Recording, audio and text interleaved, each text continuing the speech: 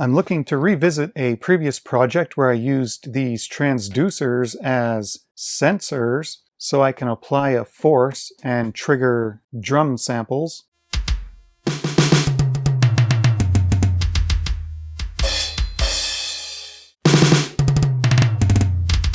I'll link to the previous video below.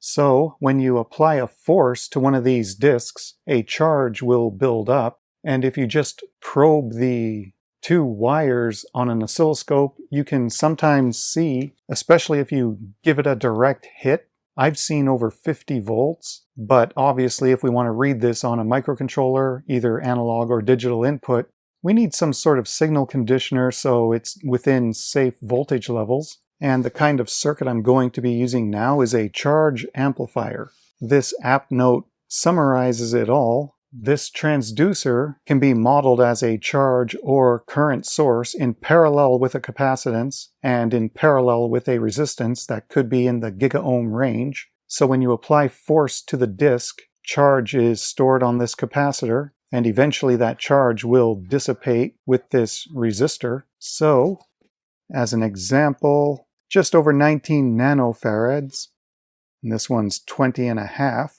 And this bigger disk, it's got a higher capacitance, around 45 nano. And in addition to the capacitance of the disk, if we hook this up over cables, which we're going to be doing to hook it up into some sort of drum synthesizer module, there's going to be cable capacitance and there's going to be stray input capacitance just in the op-amp circuit. And all those capacitances could possibly interfere with the reading of the sensor. So this charge amplifier helps make the system immune to any of these stray capacitances, preserving the sensor reading. And in the end, we get an output voltage proportional to the charge generated on the disk.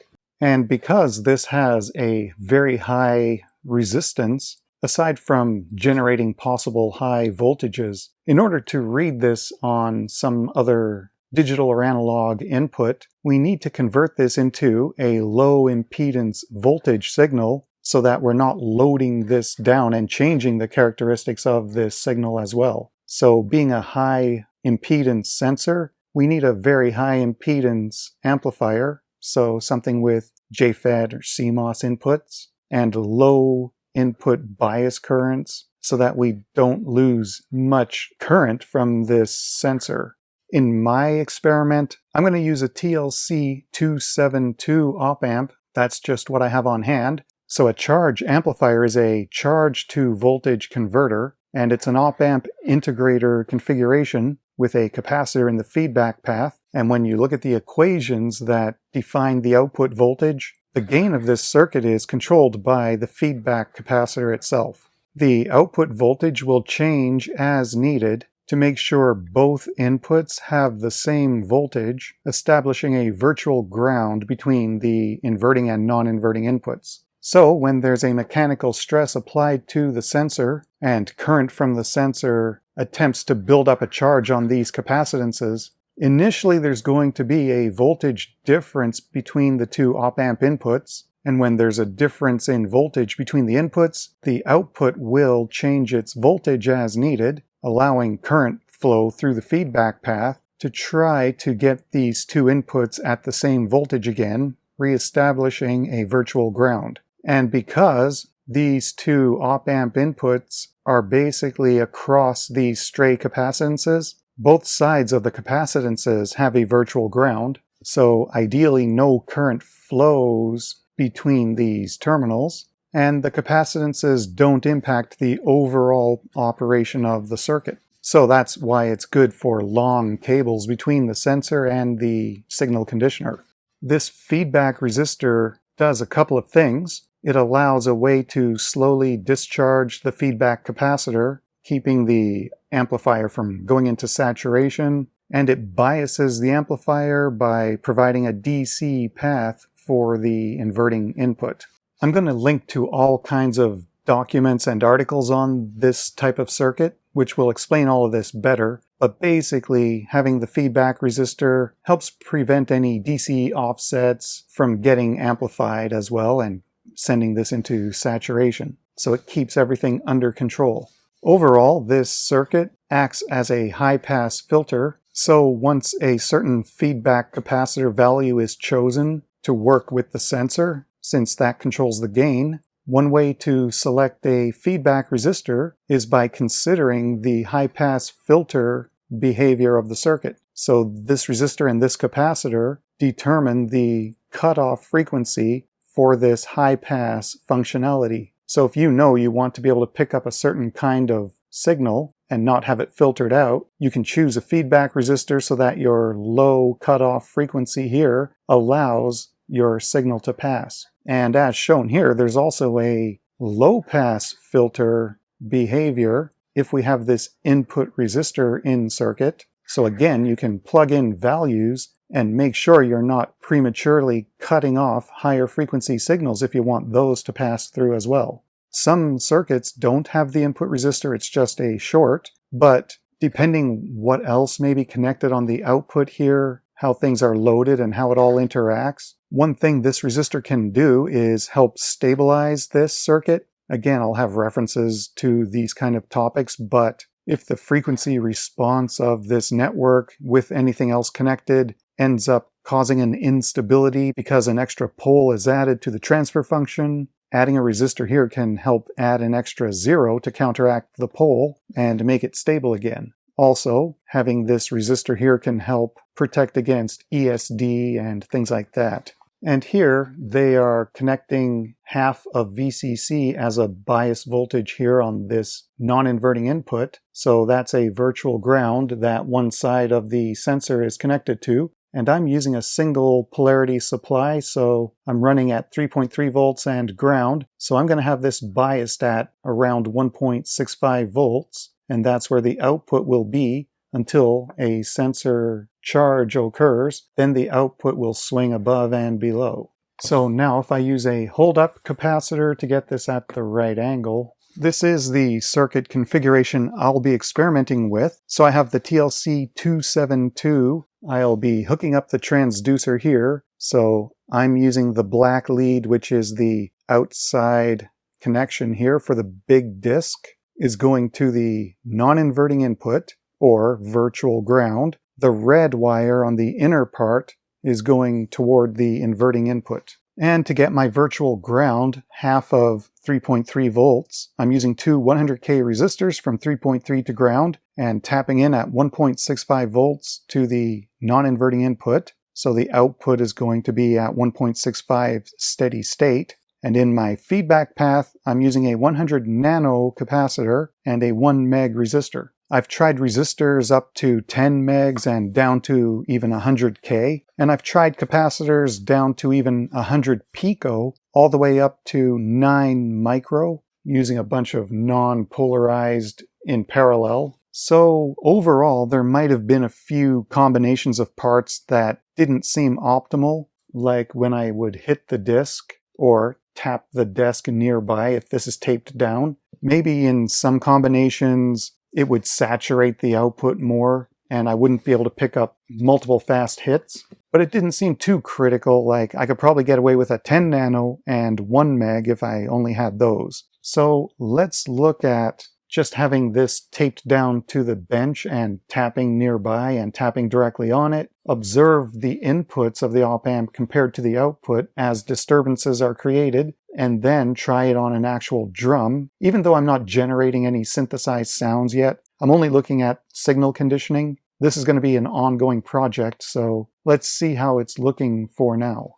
This is the breadboarded charge amplifier op-amp circuit. So the transducer disc is taped down to the cutting mat here, and it's going to the breadboard. For the 100 nano capacitor, I have DuPont wires coming to this capacitor breakout board where I used dip switches to get 100 nano. And for the 1 meg resistor in the feedback, I'm using this surface mount resistor breakout board. I was experimenting with different values, settled on 1 meg, and also I have 3 scope probes here, and I have this ESP32 on an ESP breakout board where I'm using 1 LED to show if I'm picking up a signal. And I'll show that in a different demo later. It's hard to see with the lights on anyway. So looking at the scope, I'm just going to show it at this distance, so we don't need to know exact things going on here. I'll just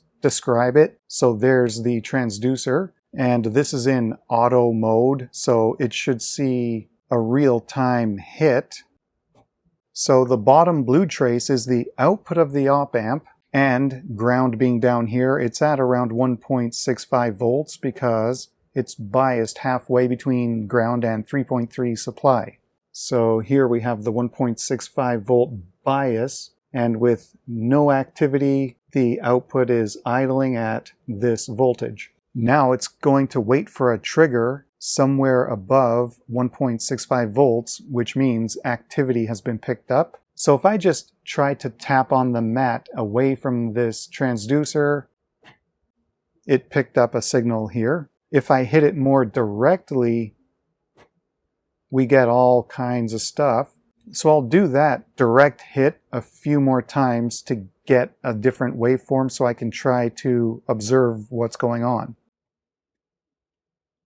So I'll go with this waveform. On the top here, we have a yellow and a green trace overlaid. If I separate them, they are similar looking, but they are different. I'll offset them slightly just so we can see the different traces.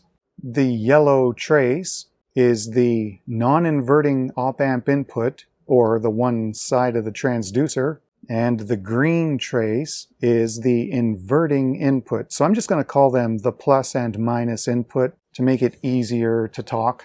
At the beginning here, everything is idle. There's no activity on the op-amp inputs, and the output is idling at 1.65 volts. Then when I hit the transducer, the op-amp inputs are showing that there's been a change. The output of the op-amp is going to change as needed to try to get both inputs to be equal at virtual ground. And here at the beginning of all of this, the output goes toward the negative rail because the plus input is lower than the minus input. So that causes the output to go low until these go back to being equal inputs. So that happens here. We go toward the positive rail when the plus input goes higher than the minus input. Again, trying to equalize both inputs to be a virtual ground. So again over here, the plus input is higher than the minus input,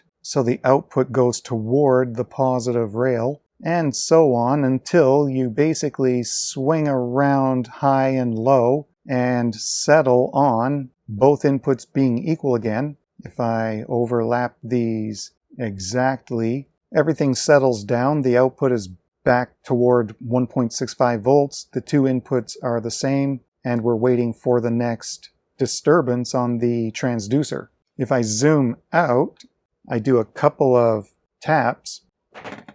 Now it detected two of these taps, so if this were a drum pad and I'm triggering drum samples, the microcontroller will know to play back a certain drum sound at these points in time. Now the disc is taped to a 6-inch concert tom drum, so it has no bottom head, and it doesn't resonate as well as when it's mounted with an open bottom. But for now, the output of the op-amp is on the scope, and with no signal, it's just DC at around 1.65 volts. Ground is down here. And right now it's around 20 milliseconds per division and 500 millivolts per division. So I'm going to put it in normal trigger mode, and as soon as I hit the drum, we should see a triggered signal. So it sounds like a muted drum, of course. And it also may impact the waveform. So I'm just going to take a hold-up capacitor to hold this thing to allow some resonance. I don't know if that comes across, but it's resonating more, and we have, I think, a longer sustaining signal. And I think it's time to swap out the spudger for a drumstick, because I'm finding in the experimenting, this actually gives cleaner output. Spudger. So when I kind of let this hold down and do a buzz rebound roll, it just looks like one continuous mess. And in software, that may be harder to pick up. So if I do the same thing with a proper stick and just kind of force it down to stay on the head and it vibrates and does a buzz roll, we end up with clearly defined peaks that we could pick out in software. So the bottom does not go below ground, and the top, we're doing a peak-to-peak measurement here, and it's around 2.7 volts peak-to-peak, so it's keeping it within our ADC 0 to 3.3 input range. And we can see we're basically saturating, we're clipping the op-amp rails, but then it will just do sort of a sine wave decaying as the waveform dies out. So if I just hit it once, I'm going to zoom in on this. So if I hit this again, we have about 25 milliseconds of the maximum signal indicating the strike. Then the drum itself continues to resonate and the sound dies out. So if we're starting at 1.65 volts, we can set a trigger threshold in software, whether we're looking positive or negative from that center line, and then we will know when to play an audio drum sample when the drum is hit, and we can tell when it dies out. So zooming out now to capture more information again, if I just hit it physically a couple of times, we can clearly pick out in software if we are reading the analog input fast enough to tell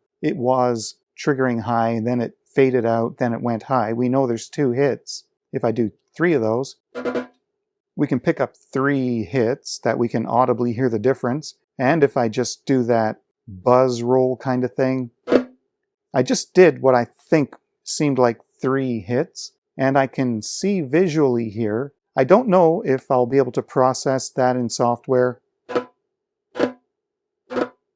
Some of them are cleaner than others, but for now I'd be content if I can eventually get this going just picking up a couple of obvious hits. And the other thing about this, if I hit this as hard as possible, of course it's going to saturate. We already know what we're looking at.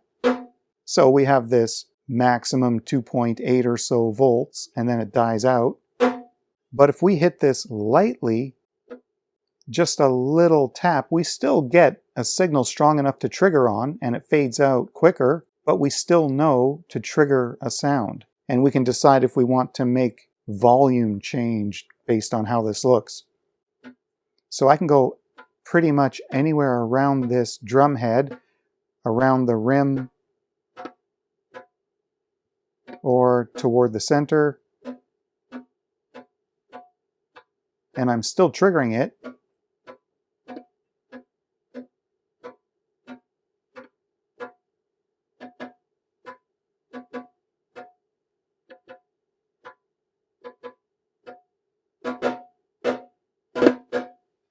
So this is picking up the vibrations a lot more reliable than some other methods I've tried before. And if I look down at the ESP32, the green LED on the right should blink every time the ADC input sees more than 2 volts, because the center line is 1.65, so that would mean something is happening. So I'm going to turn the lights down so we can see the LED better. Now when I hit this, the green light will come on. And when I'm doing those really fast hits, I can see the LED is blinking multiple times. I don't know if it's coming across on camera. The 2 volt threshold is the first division above this 1.65 volts. So depending on these vibrations, it's just detecting it drops below the threshold in these gaps here. So it's turning the LED on, off, on, off, on, off, on, and then off. So this is the experiment ongoing. I want to get more of these sensors on more drums. and have more ADC channels. So I don't know how the system is going to function with latency and trying to pick up jumbled information when it's reading slower and it has to do all these different drums. So that'll be for the future, but for now, it's working fine and I'm going to keep expanding it.